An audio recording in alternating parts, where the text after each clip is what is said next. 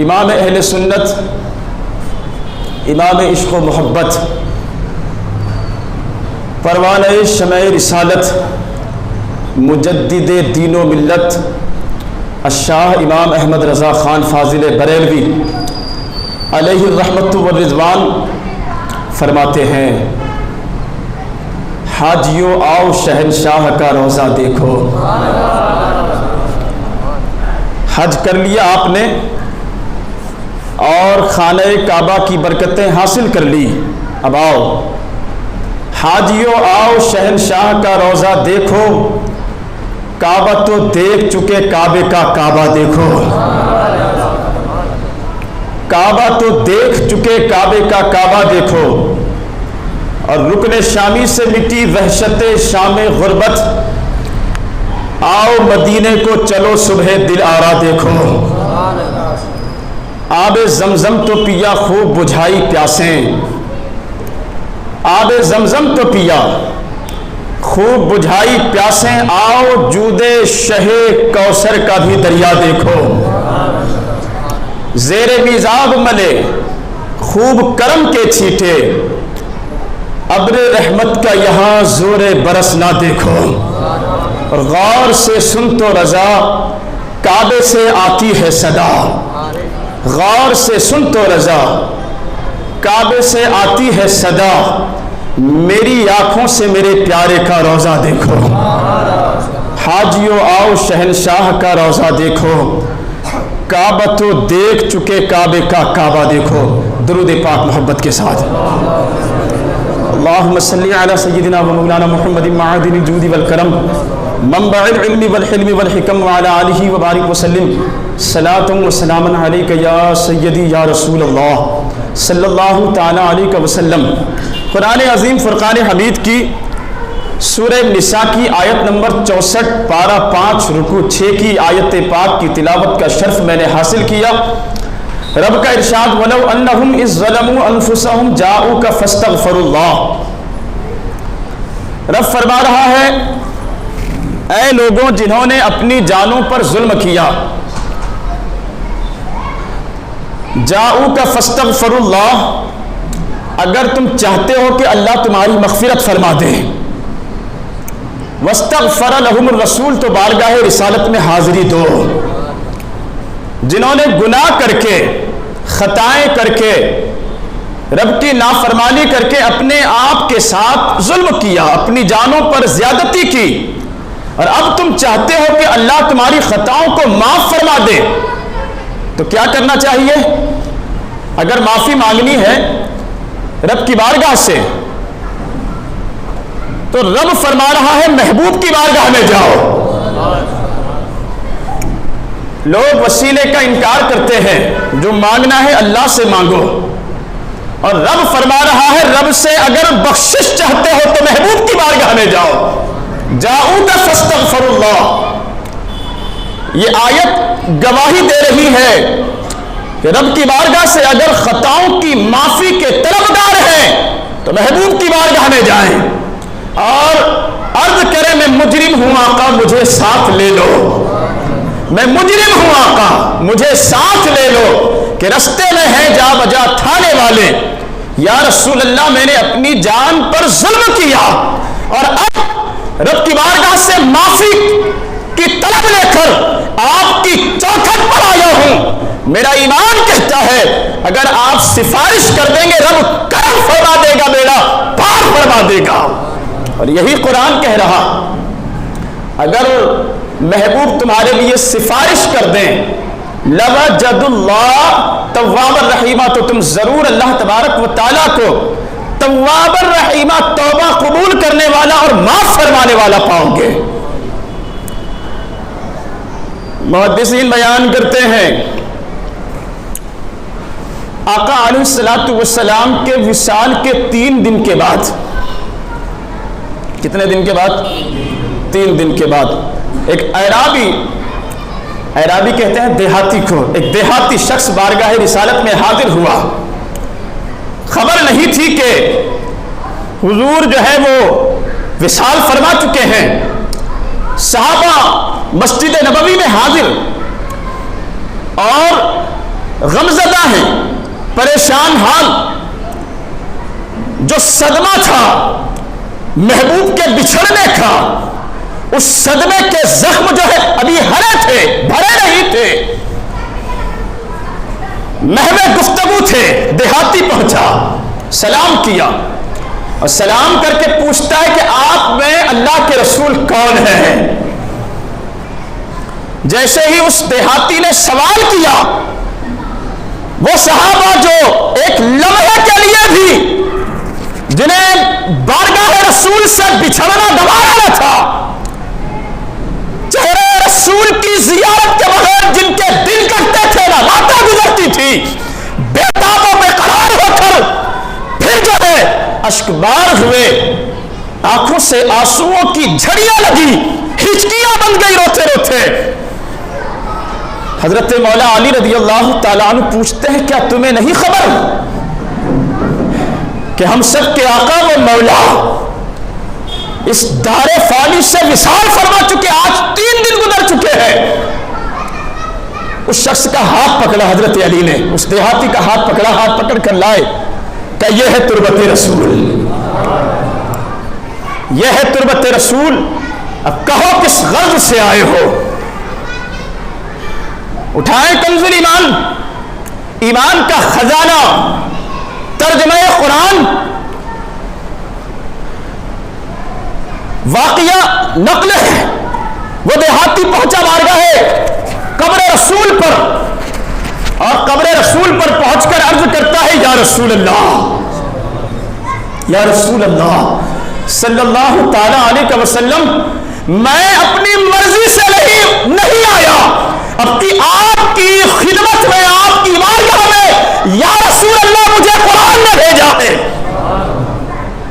یا رسول اللہ مجھے آپ کی بارگاہ میں رب نے بھیجا ہے. ولو اللہم ظلموا، رب کا فرمان، میں نے گناہ کیا، میں نے زیادتیاں کی، مجھ سے خطا ہوئی، یا رسول اللہ معافی کی طلب اور طلب لے کر آپ کی خدمت میں حاضر ہوا ہوں.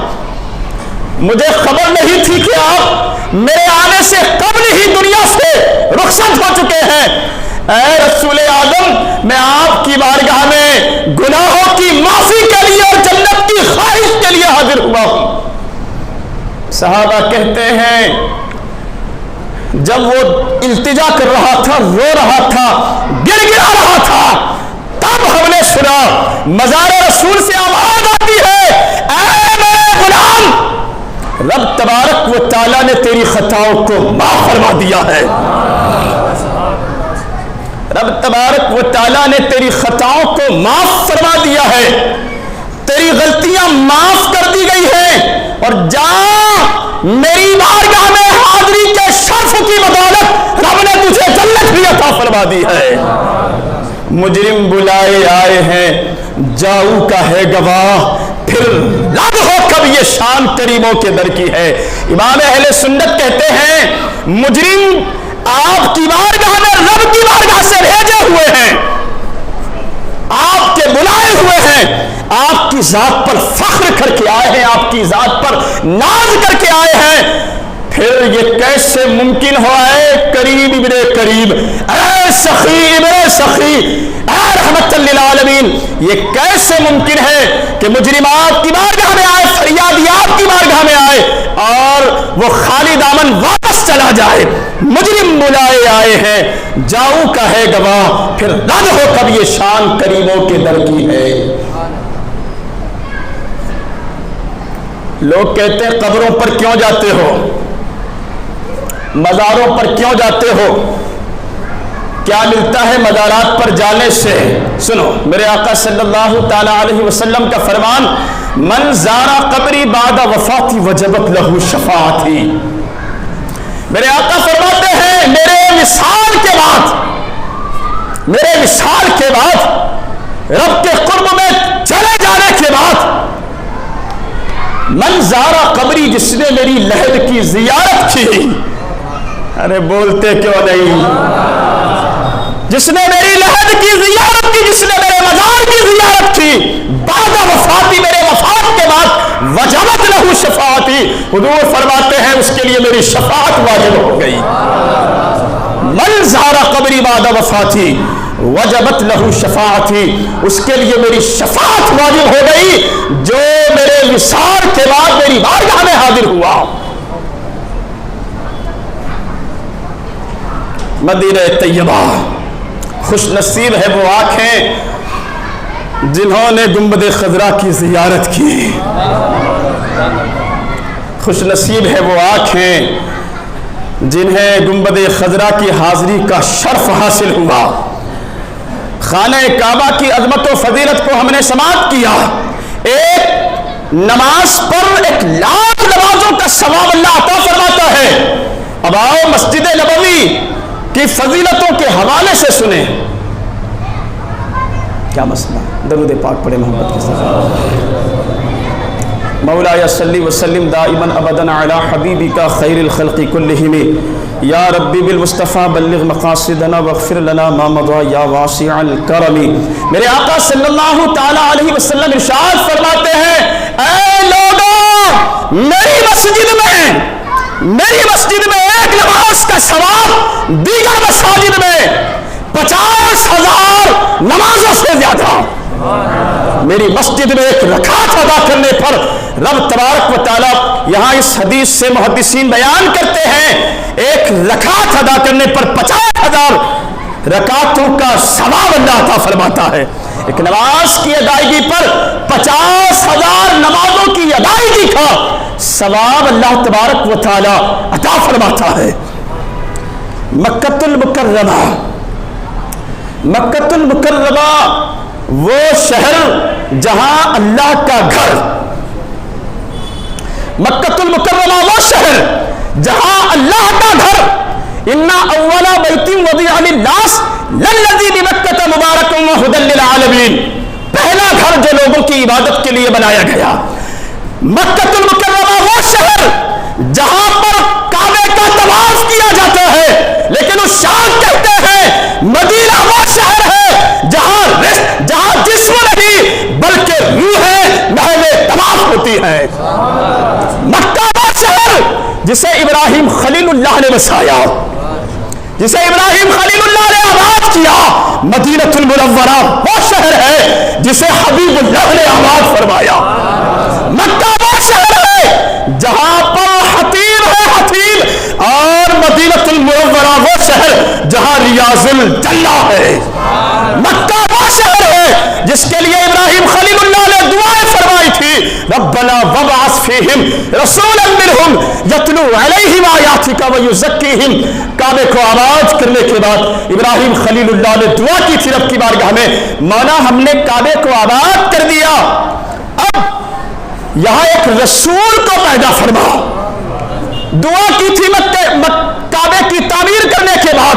علماء بیان کرتے ہیں مکہ وہ شہر جہاں حضرت ابراہیم علیہ السلام دعائیں کرتے ہوئے نظر آتے ہیں، اور مدینہ المنورہ وہ شہر ہے جہاں محبوب رب العالمین دعائیں فرماتے ہوئے نظر آ رہے ہیں۔ ایک دلچسپ گفتگو سماعت کریں۔ شریعت کے 4 امام، کتنے؟ 4 امام، امام اعظم، امام مالک، امام شافعی، امام احمد ابن حنبل، 4 میں سے 3 امام کہتے ہیں، ایک علمی گفتگو میں آپ کو سنا رہا ہوں، مزہ آئے گا انشاءاللہ۔ 3 امام کہتے ہیں کہ کعبہ اور مدینہ طیبہ دونوں میں سے کون افضل؟ دونوں میں سے کون افضل، کعبہ یا مدینہ المنورہ؟ تو 3 امام کہتے ہیں، امام اعظم، امام شافعی، امام احمد بن حنبل، کہ کعبہ افضل ہے، اس لیے کہ وہ اللہ کا گھر، اللہ کے جلووں کا مرکز، وہاں پر مقام ابراہیم ہے، صفا ہے، مروہ ہے، آب زمزم ہے، جہاں حج کیا جاتا ہے، طواف کیا جاتا ہے خانہ کعبہ کا۔ لیکن سنو، چوتھے امام حضرت امام مالک عاشق رسول، حضرت امام مالک رضی اللہ تعالیٰ عنہ فرماتے نہیں، مدینہ المنورہ افضل ہے مکہ المکرمہ سے۔ मदीनतुल मुनव्वरा अफजल है मक्कतुल मुकर्रमा से। लोगों ने आपसे सवाल किया क्या दलील है आपके पास कि मदीनतुल मुनव्वरा अफजल है मक्कतुल मुकर्रमा से? तो सुनो दलील सुनो। हजरत इमाम मालिक फरमाते हैं रब सूरह बलद में आयत नाजिल फरमा रहा है ला उक़सिमु बिहादल बलद व अंत हिल्लुम बिहादल बलद, महबूब उस शहर की कसम जहां आप तशरीफ फरमा है, उस शहर की कसम जहां आप तशरीफ फरमा है, जहां आपकी विलादत हुई। इस आयत पाक में अल्लाह तबारक व तआला शहर मक्का की कसम फरमा रहा है, उस शहर की कसम जहां आप तशरीफ फरमा है, जहां आपके कदम पड़े, जहां आपकी विलादत हुई। अब सुनो इमाम मालिक कहते हैं जब तक हुजूर मक्का में थे मक्का अफजल था, जब हिजरत फरमा कर मदीने तशरीफ लाए तो अब जो है हुजूर के कदम मदीने में पड़े, लिहाजा मदीना अफजल हो गया। फिर आप फरमाते हैं माना के हरम में नमाज का सवाब 1 लाख नमाजों के बराबर, लेकिन रब का जलाल भी तो है, रब का जलाल भी तो है। ये तैबा है, तैबा ये मदीनतुल मुनव्वरा है। एक नमाज का सवाब भले ही 50,000 नमाजों के बराबर, लेकिन जमाले मुस्तफा भी तो है, महबूब भी आराम फरमा है गुंबद खजरा में। और इमाम मालिक रज़ी अल्लाह ताला अन्हु फरमाते हैं माना कि वहां मक्का में खाना काबा है, मकाम इब्राहिम है, आबे ज़मज़म है, सफा मरवा मिना मुज़दलिफ़ा अरफ़ात है, ये सारी चीजें हैं। लेकिन सुनो ये सबके सब बाराती है। क्या है सबके सब? ये सबके सब बाराती है। कौनैन का दूल्हा गुंबद खजरा में आराम फरमा है। अगर दूल्हा ना हो तो बाराती किस काम के? जो दूल्हा गुंबद खजरा में आराम फरमा है और ये सारी बारात जो है वो दूल्हे के कदमों के सदके में है। जहां दूल्हा के कदम होंगे वो जगह सबसे अफजल। और यही बहस जब इमाम अहले सुन्नत की बारगाह में पहुंची, लोगों ने पूछा आप बताएं आपका फैसला क्या है, मक्का अफजल या मदीना अफजल? तो सुनो हमारे इमाम क्या कहते हैं। इमाम फरमाते हैं तैबा न सही अफजल, मक्का ही बड़ा जाहिद। तैबा न सही अफजल, मक्का ही बड़ा जाहिद। हम इश्क के बंदे हैं, क्या बात बढ़ाई है। तैबा न सही अफजल, मक्का ही बड़ा जाहिद। अरे हम इश्क के बंदे हैं, क्या बात बढ़ाई है। और फिर आप फरमाते हैं इमाम अहले सुन्नत आप अफजलियत की बात करते हो तो सुनो मदीनतुल मुनव्वरा वो शहर जहां गुंबद खजरा, जहां गुंबद खजरा, वो गुंबद खजरा जहां महबूब रब्बुल आलमीन आराम फरमा है। कौन? महबूब रब्बुल आलमीन आराम फरमा है। और उलमा का ये फैसला है मुत्तफिका तौर पर वो जगह जहां हुजूर आराम फरमा है, वो जगह जहां हुजूर का जसद पाक है जिसमें अतहर है, जो जगह हुजूर के बदन पाक से मिली हुई है। बात समझ रहे हैं? जहां हुजूर का जिस्म अतहर, वो जगह जो हुजूर के जिस्म पाक से मस है और लगी हुई है, वो खाने काबा तो क्या अर्श उला से अफजल है। खाने काबा ही नहीं बल्कि अर्श आज़म से भी अफजल है, आसमानों से अफजल, जन्नत से अफजल है जहां हुजूर आराम फरमा है। मदीना तैयबा वो सरजमीन जहां उशाक पहुंचते हैं, दिल की धड़कनें थम सी जाती है, कदम रुक जाते हैं, सर झुक जाते हैं और निगाहों को तकद्दुस हासिल होता है जब नजर गुंबद खजरा पर पड़ती है। निगाहों को पाकीज़गी हासिल हो जाती है जब नजर गुंबद खजरा पर पड़ती है। और उशाक का मिजाज ये है जब नजर गुंबद खजरा पर पड़ती है हटने का नाम नहीं लेती। नजर जब गुंबद खजरा पर पड़ती है और जालियों के सामने जब एक आशिक पहुंचता है, आका की सुनहरी जालियों के सामने जब एक आशिक पहुंचता है, जालियों को थाम कर अर्ज करता है ऐ शबे असरा के दूल्हा, ऐ महबूब रब्बुल आलमीन, रब तबारक व तआला ने आपकी बारगाह में पहुंचने का शर्फ मुझे अता फरमाया। آپ کی خدمت، آپ کی بارگاہ کی حاضری کا شرف اللہ تبارک و تعالیٰ نے مجھے عطا فرمایا ہے، اور میرا یقین و ایمان ہے آپ کی بارگاہ میں پہنچ جانے کے بعد شفاعت ضرور حاصل ہوگی، جنت ضرور حاصل ہوگی۔ درود پاک پڑھیں محبت کے ساتھ۔ مولاي صل وسلم دائما ابدا على حبيبك خير الخلق كلهم يا ربي بالمصطفى بلغ مقاصدنا واغفر لنا ما مضى يا واسع الكرم۔ جب حضور ہجرت فرما کر مکہ سے مدینہ تشریف لائے، مکہ سے ہجرت فرما کر جب آقا مدینے میں تشریف لائے تو مدینے کو پہلے یثرب کہا جاتا تھا۔ کیا کہا جاتا تھا؟ یثرب یعنی بیماریوں کا گھر۔ صحابہ بیمار ہونے لگے، حضرت سیدنا صدیق اکبر اور حضرت سیدنا عاشق رسول حضرت بلال حبشی رضی اللہ تعالیٰ عنہ کو بخار آ گیا۔ ام المومنین عائشہ پاک بارگاہ رسالت میں پہنچی، یا رسول اللہ میرے والد اور بلال کو بخار آ گیا ہے۔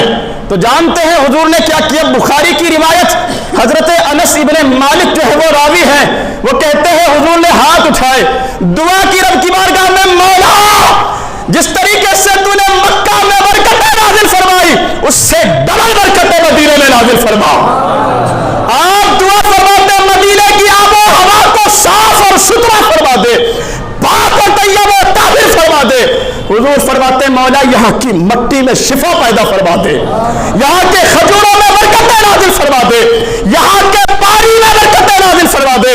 اور حضور دعا فرماتے ہیں مولا یہاں کی بیماریوں کو ختم فرما دے، مدینہ طیبہ کی بیماریوں کو ختم فرما دے۔ اب میرے آقا کی دعاؤں کا اثر دیکھو، میرے آقا کی دعاؤں کا اثر دیکھو۔ امام قسطلانی صاحب مواہب لدنیہ، مواہب لدنیہ کے مصنف ہیں امام قسطلانی، وہ فرماتے ہیں حضور کی دعاؤں کا اثر دیکھو کہ رب تبارک و تعالیٰ نے مدینے کی خاک میں بھی برکتیں نازل فرما دی، مدینے کی خاک میں بھی برکتیں نازل فرما دی۔ اسی لیے تو شاعر کہتے ہیں نہ ہو آرام جس بیمار کو سارے زمانے سے، نہ ہو آرام جس بیمار کو سارے زمانے سے، اٹھا لائے وہ تھوڑی خاک ان کے آستانے سے۔ محدثین بیان کر رہے ہیں کہ جزام کوڑ اور برس کی بیماری کے لیے مدینے کی خاک میں اللہ نے شفا رکھی ہے۔ کوڑ ہو جائے نا کسی کو، برس ہو جائے کسی کو، اللہ تبارک و تعالیٰ نے مدینے کی خاک میں وہ برکت رکھی کہ جسم پر مل دیا جائے تو کوڑ کا خاتمہ ہو جائے۔ اسی لیے دیہات کے وہ جو صحابہ تھے نا، دیہات میں بسنے والے حضور کے غلام، جب وہ حاضر ہوتے تھے بارگاہ رسالت میں یا مسجد نبوی کی حاضری کے لیے، جب وہ پہنچتے تھے تو جیسے ہی سرحدیں شروع ہوتی مدینہ طیبہ کی، تو سرحدیں شروع ہونے پر یہ آج کا مزاج نہیں، صرف لوگ کہتے ہیں کہ یہ بریلوی جو ہے یہ پاگل ہو گئے، یہ صرف آج کی بات نہیں، یہ صحابہ کی بات کر رہا ہوں۔ جب وہ پہنچتے تھے، جب سرحدیں شروع ہوتی مدینہ پاک کی، سواریوں سے اتر جایا کرتے تھے، ننگے پیر ہو جایا کرتے تھے، پیروں سے جوتے اور چپل نکال دیا کرتے تھے، اور مدینہ پاک کی خاک کو اٹھا کر وہ آنکھوں سے لگاتے سرمے کی طرح، آنکھوں سے لگاتے سرمے کی طرح اپنے سینے پر اور اپنے سر پر مرا کرتے تھے۔ یہ صحابہ کا مزاج تھا۔ جب وہ مدینہ طیبہ کی حدود میں داخل ہوتے تو یہ ان کا مزاج تھا۔ صحابہ کا یہ طریقہ ہمیں بتا رہا ہے، یہ طرز عمل اور یہ طرز زندگی بتا رہا ہے کہ رب تبارک و تعالیٰ نے مدینے کی سرزمین کو نہ صرف طیب و طاہر بلکہ بے مثال بنایا ہے، افضل و اعلیٰ بنایا ہے۔ امام مالک رضی اللہ تعالیٰ عنہ، درود پاک پڑھیں محبت کے ساتھ۔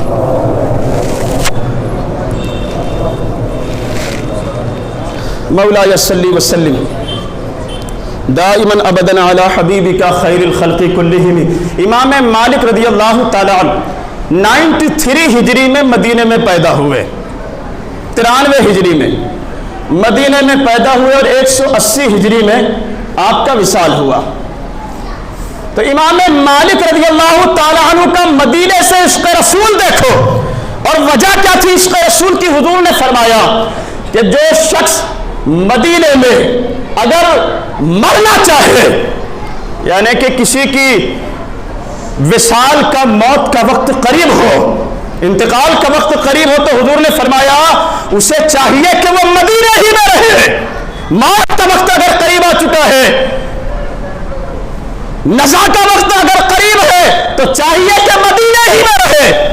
حضور فرماتے ہیں جس کی مدینے میں وفات ہوئی اور جنت البقیع میں دفن ہوا، آقا فرماتے ہیں قیامت کے دن میں اس کی سفارش کروں گا۔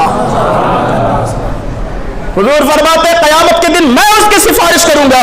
اور فرماتے ہیں مدینہ طیبہ کی حاضری پر جو شخص وہاں کی سختیوں پر، وہاں کی گرمی پر، وہاں کی تکالیف پر صبر کرے، آقا علیہ الصلوۃ والسلام ارشاد فرماتے ہیں میں اس کی قیامت کے دن رب کی بارگاہ میں سفارش کروں گا، میں اس کی شفاعت کے لیے رب کی بارگاہ میں گزارش کروں گا جو طیبہ کی سرزمین کی سختیوں پر صبر کرے۔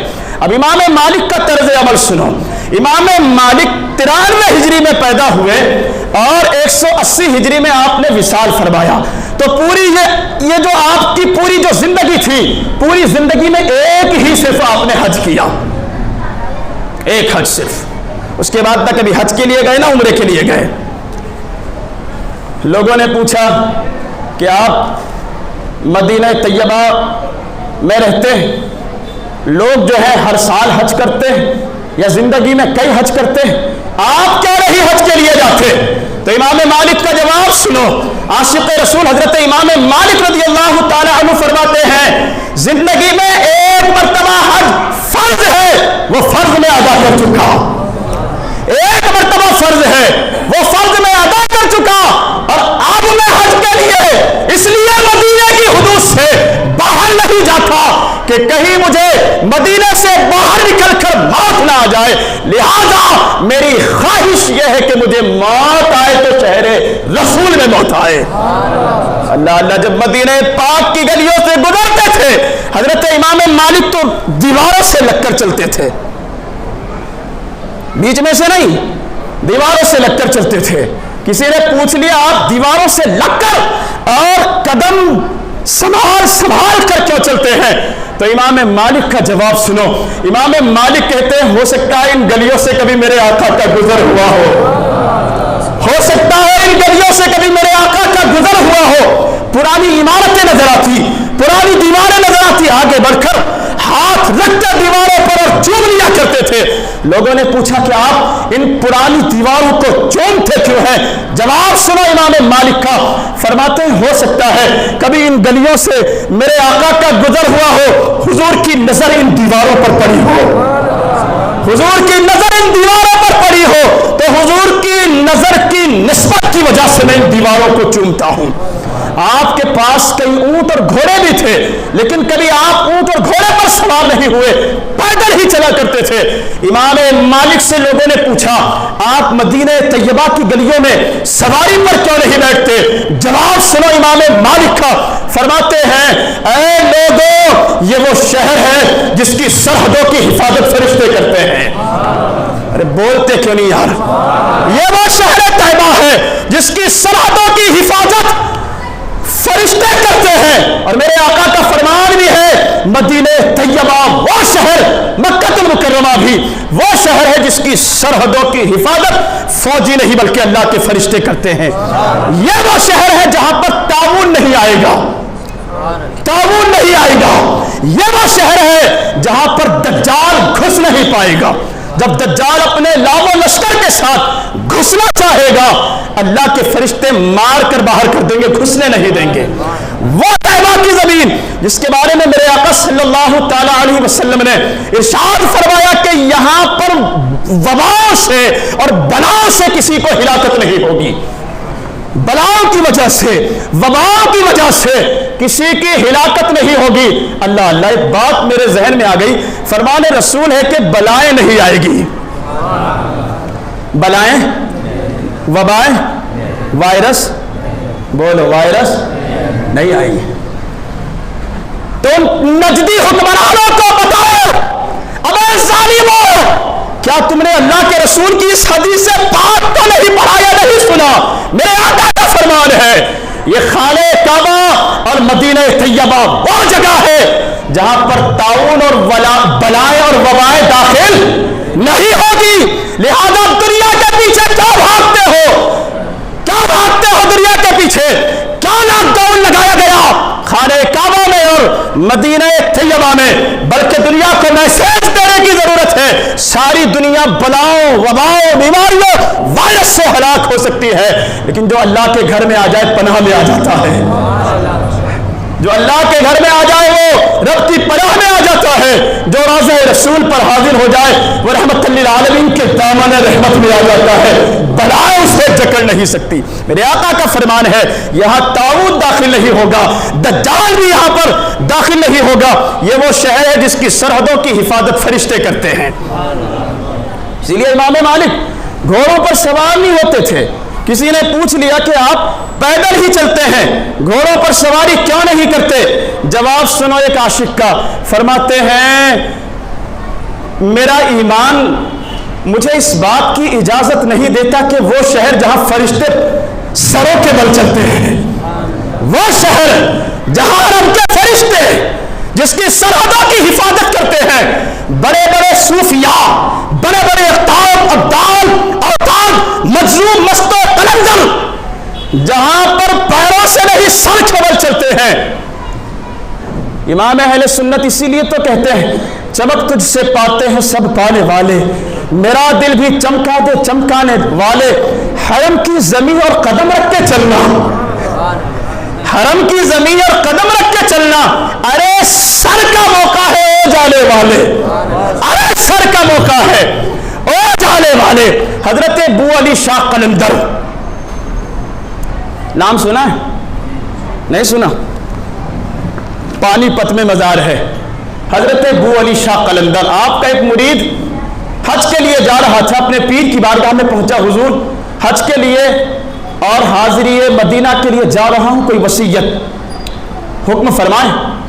تو فرمایا بیٹا سنو، اللہ کے گھر کا حج کرنے کے بعد جب تم شہر رسول میں پہنچو، جب شہر رسول میں پہنچو تو قدم بھی پھونک پھونک کر رکھنا. اور فرمایا مدینہ طیبہ کی یا شہر مدینہ کی گلیوں میں وہ جو گھومنے پھرنے والے جو کتے ہیں نا، ان کتوں کا بھی ادب کرنا. شہر مدینہ کے گلیوں اور کوچوں میں جو کتے ہیں ان کتوں کا بھی ادب کرنا. حضرت ابو علی شاہ قلندر وصیت فرما رہے ہیں اپنے ایک مرید سے. اب گیا حج کے لیے، حج کیا، حج کرنے کے بعد اب وہ شہر رسول کی حاضری کے لیے پہنچا. اب ایک مرتبہ لوگوں کا ازدحام بھیڑ بھاڑ تھا، ایک گلی میں سے گزر رہا تھا. اپنی رہائش گاہ کی طرف جانے کے لیے دیکھا کہ گلی میں کتا بیٹھا ہوا ہے اور لوگوں کے ازدحام کی وجہ سے، بھیڑ بھاڑ کی وجہ سے غلطی سے اس کا جو پیر تھا کتے کے پیر پر پڑا، غلطی سے پڑ گیا، جس کی وجہ سے وہ جو کتا تھا وہ زخمی ہو گیا. اب یہ شخص جو ہے افسوس کرتے ہوئے ندامت کے ساتھ، شرمندگی کے ساتھ اپنے حجرے پر پہنچا. وہاں سے اپنے ایام پورے کرنے کے بعد، اپنے دن پورے کرنے کے بعد جب وہ لوٹا اپنے وطن بھارت آیا، پیر کی بارگاہ میں پہنچا، حضرت ابو علی شاہ قلندر کی بارگاہ میں پہنچا تو کیا دیکھا کہ حضرت ابو علی شاہ قلندر کے ایک ہاتھ میں پٹی بندھی ہوئی ہے. حضرت ابو علی شاہ قلندر کے ہاتھ میں پٹی بندھی ہوئی ہے.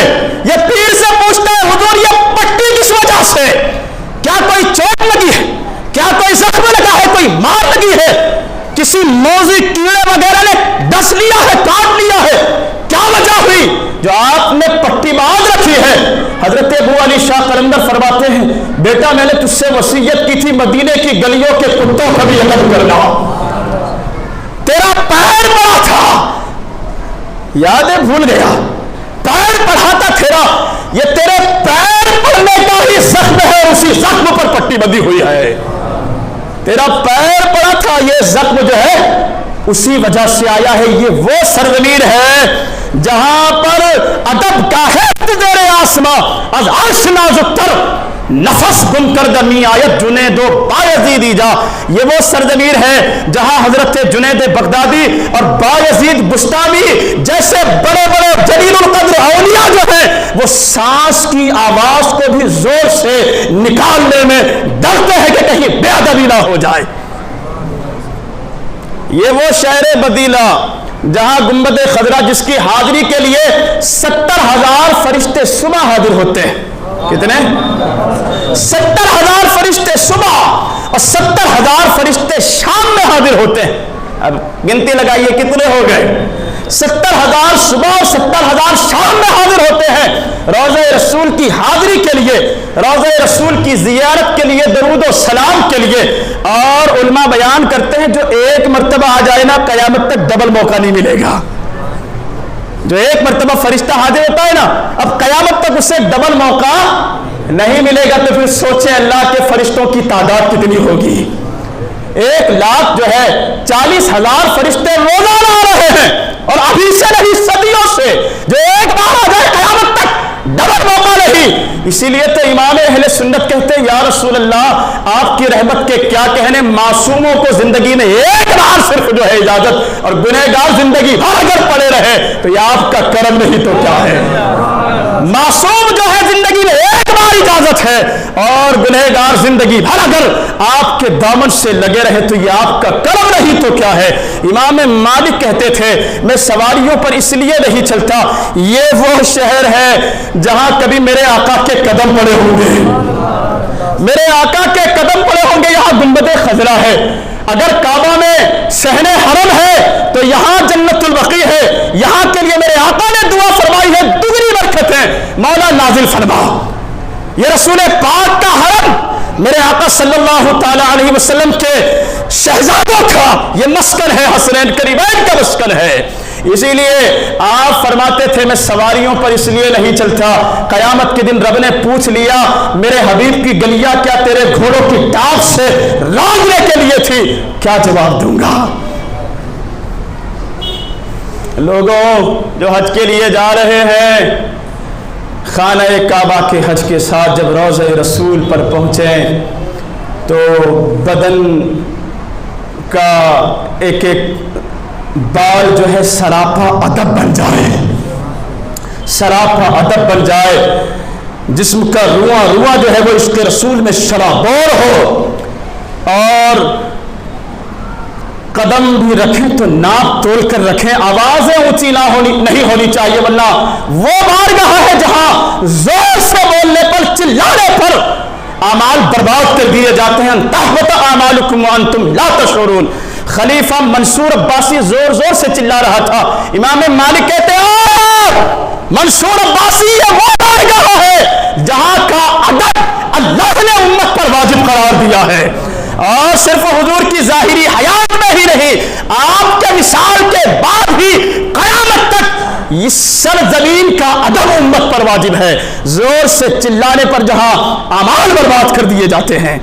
لہذا عشق رسول میں شرابور ہو کر شہر مدینہ کی گلیوں کا طواف کریں. روح وہاں طواف ہوتی ہے، اور دعا کریں کہ اللہ تبارک و تعالی ان آنکھوں کو بھی روضہ رسول کی زیارت کا شرف عطا فرما دے.